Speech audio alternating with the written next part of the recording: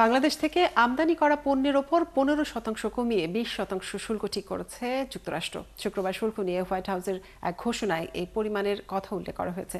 তালিকায় বাংলাদেশ ছাড়াও রয়েছে কয়েক ডজন দেশ। হোয়াইট হাউসের ঘোষণা অনুযায়ী বাংলাদেশ ছাড়াও অন্যান্য দেশগুলোর মধ্যে পাকিস্তানের ওপর 19, আফগানিস্তানের ওপর 15, ভারতের ওপর 25, ব্রাজিলের ওপর 10, ইন্দোনেশিয়ার ওপর 19, মালয়েশিয়ার ওপর 19, মিয়ানমারের ওপর 40, ফিলিপাইনের ওপর 19, শ্রীলঙ্কার ওপর 20 এবং ভিয়েতনামের ওপর 20% শুল্ক ঠিক করেছে ওয়াশিংটন। এর আগে যুক্তরাষ্ট্রের পক্ষ থেকে বাংলাদেশের পণ্যে 35% শুল্ক আরোপের ঘোষণা আসে, যা 1 আগস্ট কার্যকর হওয়ার কথা ছিল।